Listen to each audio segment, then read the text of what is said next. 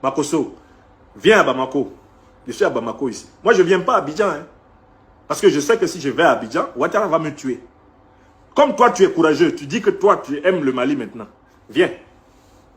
Nous, on ne tue pas ici. Hein, mais tu seras le 50e Watner. Et tu seras au frais. Parce que tes œuvres sont documentées. Et les autorités maliennes savent le rôle que tu joues aux côtés des Ouattara ayant renié Sendou pour déstabiliser l'Afrique. Un homme averti en vaut deux. Mais comme toi, tu es un gnome, pas un homme, un gnome, c'est-à-dire un individu spirituellement rabougri. Ce que je t'ai dit là, si c'est bien entré dans ton oreille droite, bouche bien ton oreille gauche pour que ça reste au centre de ton crâne et que ça excite un tant soit peu cette glande qui chez toi a presque disparu, la glande pinéale. Laisse ce que je t'ai dit toucher un tant soit peu ta glande pinéale pour de nouveau te donner un début de cohérence. En attendant, palabre est doux. C'est toi qui as commencé. Mon nom dans ta bouche là, c'est toi qui as mis. Ce monsieur devrait être emprisonné. Car régulièrement, il a été fait état de bastonnade mortelle administrée par cet homme à sa femme aujourd'hui dans la tombe. Alassane Ouattara est un hébergeur de féminicide. Alassane Ouattara cautionne le mépris des femmes. Makosso est l'incarnation du mépris de nos mères, du mépris de nos épouses, du mépris de nos filles et de nos sœurs. Il ne peut pas être un pasteur. Un homme qui tabasse sa femme ne peut pas être un pasteur. Un homme qui blesse sa femme ne peut pas être un pasteur. Car la loi fondamentale du christianisme est celle de l'amour du prochain. Et elle commence par le respect de l'intégrité physique des personnes. Si tu n'aimes pas mon corps, tu ne peux pas aimer mon âme. Si tu ne respectes pas mon corps, tu ne peux pas respecter mon âme. Je vous donne des critères élémentaires pour que vous vous rendiez d'abord compte que il usurpe, il salit, il dégrade la notion pastorale. Quand le créateur du christianisme, le prophète nazaréen de Judée, fondait sa secte, car le christianisme est une secte qui a prospéré. C'est l'une des nombreuses sectes juives qui a prospéré. C'est ça le christianisme. Le Christ était juif, le Christ n'était pas chrétien. Sur quoi Jésus de Nazareth a-t-il prospéré? À ceci qu'il a énoncé un commandement qui transcende les barrières ethniques, les barrières nationales, qui transcende les barrières des puissances. Un commandement qui est l'expression de la volonté du maître créateur des êtres, qui donne et accorde à tous une place dans l'existence. Le commandement d'amour. À ceci, on vous reconnaîtra que vous vous aimiez les uns les autres comme Dieu vous a aimé. Makosso a été incapable d'être un pasteur exemplaire. C'est un pasteur voyou. Donc c'est pas un pasteur. C'est un pasteur violent. Donc c'est pas un pasteur. C'est un pasteur grossier. Donc c'est pas un pasteur. Ça suffit. Ne l'appelez plus jamais pasteur. Appelez-le imposteur. Pasteur, non. Imposteur, oui. Car de lui, Makosso, on ne voit rien qui reflète la vertu fondamentale du christianisme, la vertu de la charité d'amour, la vertu de bienveillance. On va plus loin. Essayons de voir le fonctionnement psychologique du personnage. Une fois que nous l'avons débarrassé de l'illusion d'être pasteur, il ne l'est pas, c'est un imposteur. Comment Makosso fonctionne-t-il? Je vous invite d'abord à une analyse de son comportement non verbal. Tout dans l'expression de Makosso transpire la violence. Son corps est saccadé, c'est un corps convulsif, il convulse quand il parle. Il est comme ça.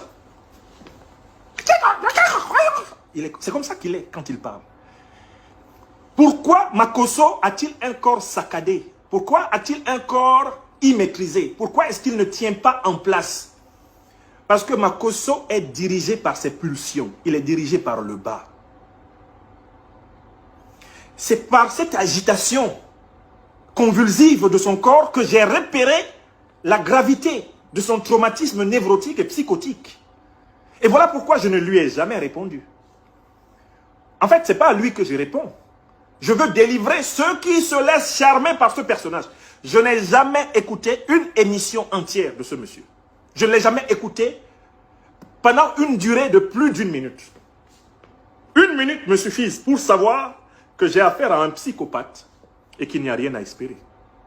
Je n'ai jamais, même les émissions dans lesquelles on me dit qu'il a parlé de moi, je ne les ai pas écoutées du début à la fin.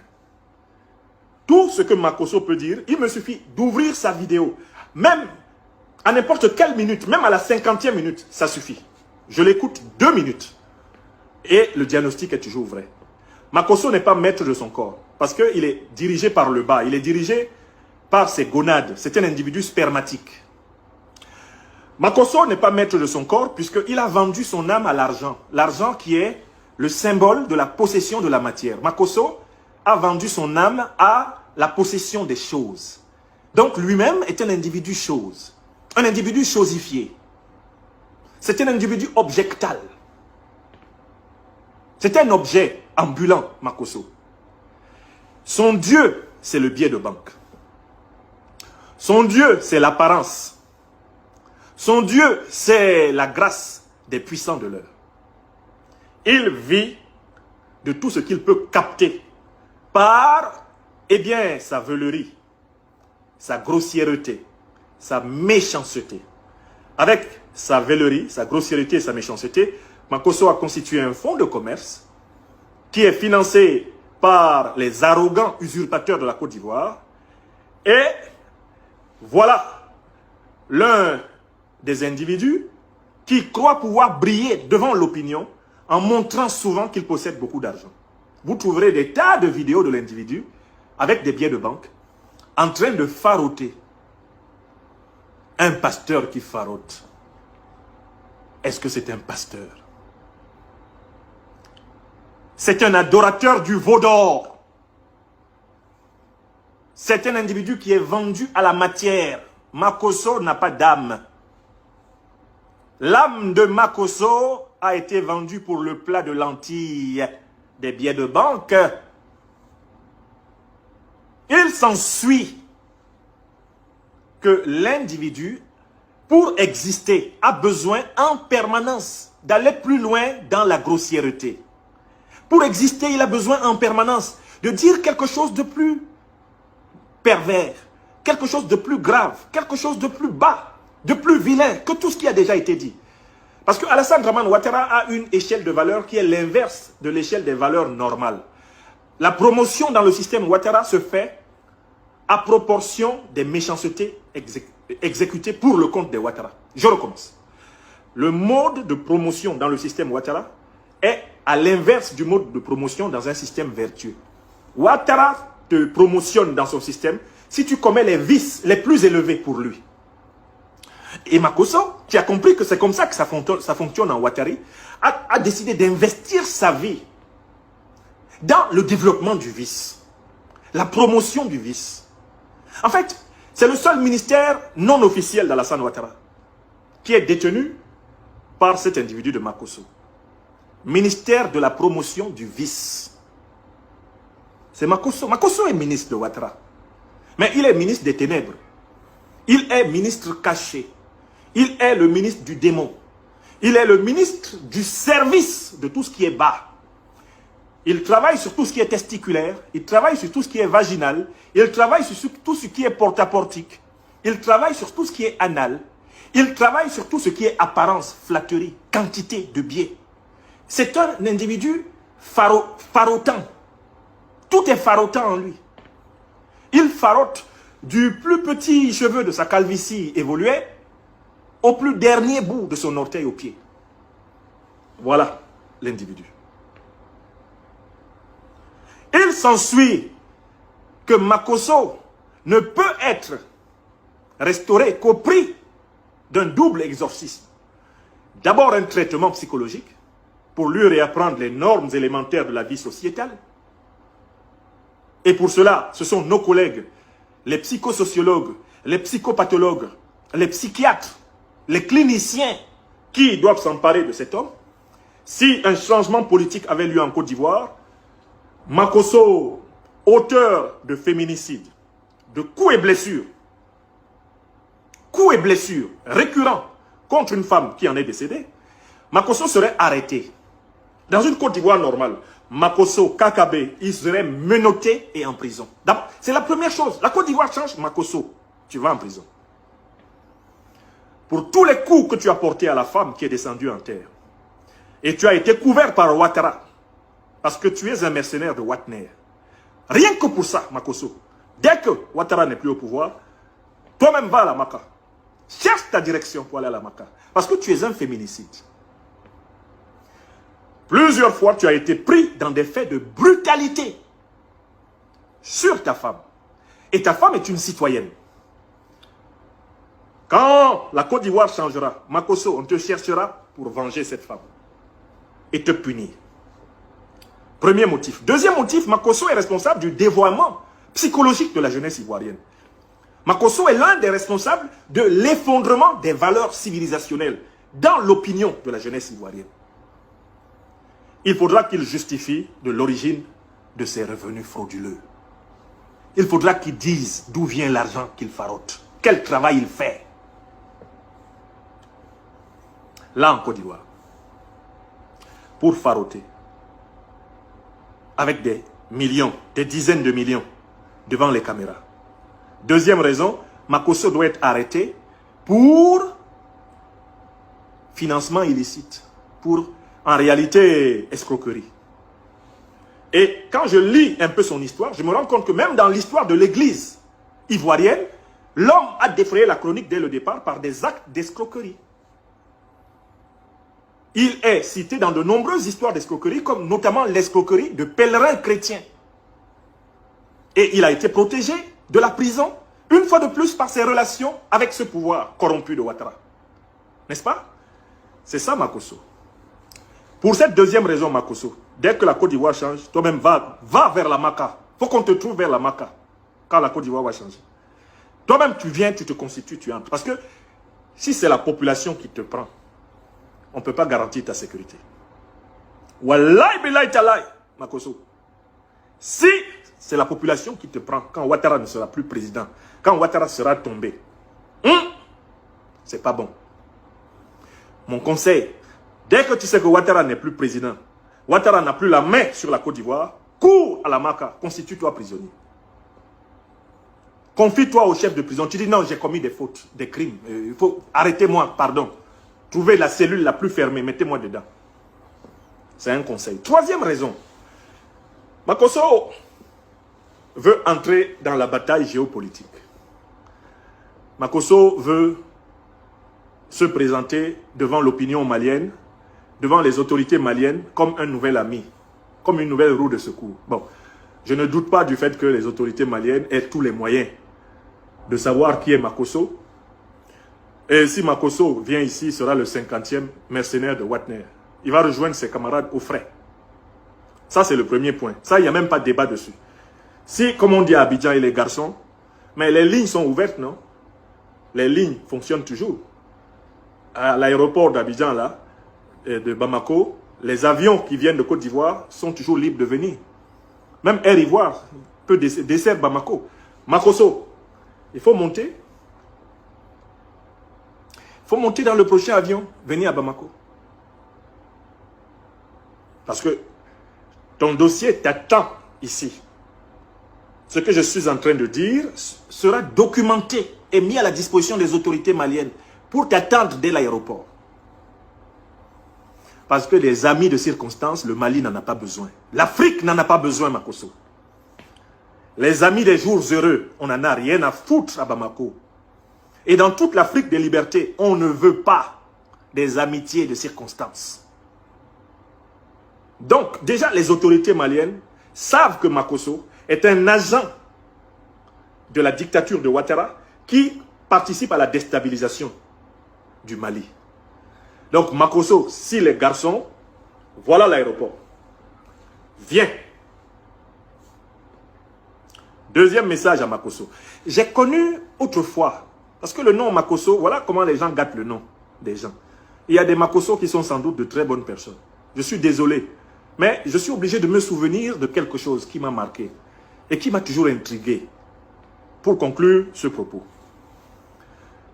Quand j'étais à Poitiers, dans les années 2000, j'ai vécu à Poitiers, dans le centre-ouest de la France, entre l'an 2000 et l'an 2003. J'ai été vice-président de l'association des élèves et étudiants camerounais de Poitiers, ASECAM.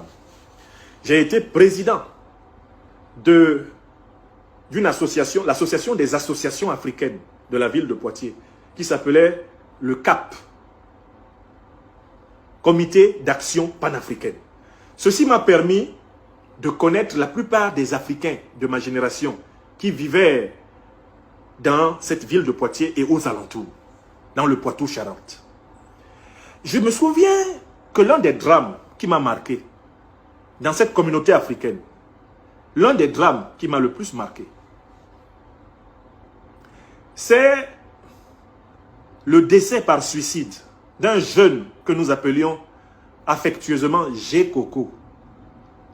On l'appelait G. Coco. Que Dieu accorde au voyage de son âme son pardon et qu'il lui accorde sa grâce. Je ne veux pas ici, de près ou de loin, entacher ou salir sa mémoire. Mais ce jeune, G. Coco, son nom, c'est Makosso. Il s'appelait Makosso Gérald. Et c'était un jeune extrêmement inspiré. Et à un moment donné, il a fait, on ne s'en est pas rendu compte, nous-mêmes qui vivions en cité universitaire, avec ce jeune-là, on ne s'est pas rendu compte. Il était un peu délirant, comme celui-là, comme l'autre Makosso là, dont je parle. Le jeune, à un moment donné, était un peu délirant. Il disait des phrases, on avait du mal à comprendre le lien qu'il y avait entre ces phrases. Et un jour, il y a un endroit tristement célèbre à Poitiers, à la gare de Poitiers, un endroit où il y a un pont qui passe au-dessus de la gare et qui passe au-dessus de la ligne de TGV. Un jour, on apprend que G. Coco, Makosso, est allé. Il est allé sur le pont et il s'est jeté sur la voie ferrée exactement au moment où passait le TGV Paris-Poitiers. L'enfant fut broyé. Voilà le dernier souvenir de quelqu'un qui s'appelle Makosso que j'avais dans ma tête. Donc quand j'ai vu l'agité du bocal de soi-disant pasteur Makosso sur les réseaux sociaux, ma mémoire a immédiatement établi une connexion entre ce Makosso et l'autre. Et aujourd'hui, j'ai le sentiment qu'un jour, si on n'aide pas ce prétendu pasteur à se soigner, il va se suicider. Je crains beaucoup. J'ai peur pour lui. En plus, il est le seul parent qui reste à ses enfants, après avoir esquinté, par des violences répétées et médiatisées, son épouse. Il est le seul parent qui reste à ses enfants. Mais ce monsieur est en train d'aller de crescendo dans un délirium tremens qui pourrait s'achever comme celui de notre regretté jeune G. Coco, un autre Makosso, sur les rails à Poitiers. Dans la vie, quand tu as vécu deux événements où il y a deux choses qui se ressemblent, il faut te demander si il ne pourrait pas y avoir une synchronicité. Si tu n'as pas un renseignement qui t'est donné sur l'avenir à partir du passé. Le comportement de ce Makosso-là est un comportement d'un type suicidaire. Il avance en brûlant tous ses vaisseaux. Il avance en multipliant des ennemis contre lui dans tous les camps. Il avance en devenant le pire ennemi de lui-même. J'ai peur pour lui qu'il soit son propre bourreau. J'ai peur pour lui qu'un jour, pris dans son agitation pulsionnelle, sa confusion catégorielle, pris dans sa déréalisation, pris dans sa fantomalisation intérieure, j'ai peur que cet individu soit son propre poteau d'exécution. Et voilà pourquoi j'en appelle à tous ceux qui marchent avec lui. Soyez attentifs. Il est peut-être dans la phase délirante ultime. Soyez attentifs. Forcez-le à se soigner. Si vous l'aimez, forcez-le à se soigner. Parce que la phase d'après là, c'est qu'on va le trouver ayant lui-même interrompu ses jours tellement il sera dégoûté par sa propre vie. Parce que quand ta vie est dégoûtante là, tu continues. Mais à un moment, le dégoût que tu as produit dans ta vie se met face à toi sous la forme d'un démon qui te harcèle et qui te pousse à te détruire. Les choses dégoûtantes que l'on fait finissent tôt ou tard par fabriquer une ombre menaçante qui peut nous pousser à nous autodétruire. Voilà le mécanisme dans lequel se trouve ce Makosso. Et je voulais dire aux membres de sa famille, à ses derniers rares amis, je voulais leur dire de veiller sur lui. Voilà tout le mal que je lui souhaite. Mais je voulais lui dire, comme tu as pris mon nom et tu as mis dans ta bouche, écris mon petit nom dans ta tête. On m'appelle chef signé. Quand tu as cherché des palabres avec lui, n'oublie pas, lui il n'oublie jamais. Il ne t'oublie jamais et il ne te laissera qu'après t'avoir étalé. Je recommence. Écris bien mon nom dans ta tête. On m'appelle chef signé. Quand tu as cherché des palabres avec lui, tiens bon. Ouattara Draman, le Sindouman, il en sait quelque chose.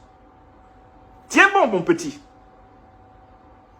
Tu n'es ni pasteur, tu n'as pas la culture intellectuelle nécessaire pour faire de l'analyse politique.